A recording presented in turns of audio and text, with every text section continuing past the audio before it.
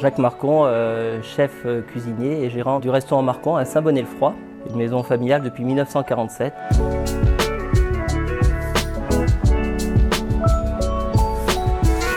Ma famille, les Marcon, sont là depuis 900 ans sur le plateau, donc on n'est pas très nomades, on est plutôt resté au pays. Et c'est un choix de vie de rester ici, dans ce lieu magnifique, où finalement on n'est pas loin des métropoles, de Lyon, de Saint-Étienne, de Valence, mais en même temps on est vraiment dans cette nature qu'on aime. Ce qui est assez rigolo, c'est que j'ai 21 ans d'écart avec mon père et j'ai 17 ans d'écart avec mon petit frère. Donc je suis un peu entre les deux, ça pourrait être mon fils pratiquement. Donc je suis un peu le fusible d'ajustement entre mon père et mon frère et j'aime l'idée d'arriver à faire cette passation entre Paul et Régis finalement. Paul par exemple est vraiment très technique, c'est quelqu'un qui a fait beaucoup de concours. Mon père lui aussi a fait beaucoup de concours, mais il est plus sur le côté cuisine, chef cuisinier, il goûte très bien, il a un palais incroyable. Et moi je suis vraiment plus sur les produits, moi, je me considère plus comme un maraîcher, un cueilleur, peut-être un poète parfois dans ma tête.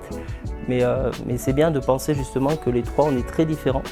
Et c'est peut-être ce qui fait notre force, c'est ce qui le fera dans les années futures, parce que, voilà, que chacun trouve sa place et que chacun prenne conscience où est sa place, ça c'est important.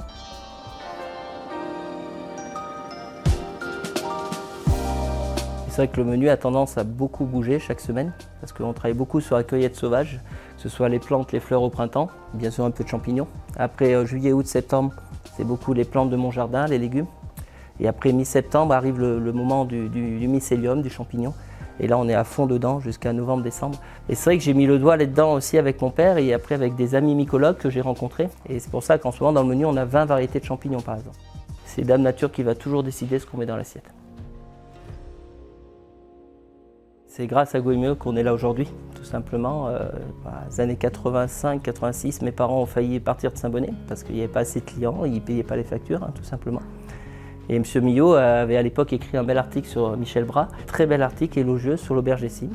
Et on a vu débarquer des clients de Lyon, de Saint-Étienne, de Valence, qu'on n'avait pas ici normalement. Je suis assez heureux, un peu surpris aussi de faire partir des 4 Luminés. Moi je veux vraiment pas comme un but, parce qu'une distinction ça n'a jamais été un but pour moi, mais plutôt comme un moment de ma vie où tout ce travail-là sera mis en avant et ça me permettra peut-être de passer à la phase suivante, c'est-à-dire d'intégrer mon petit frère. C'est la dynamisme qu'il y a dans notre maison et c'est ce que les gens ressentent, à mon avis, quand ils viennent à Saint-Bonnet.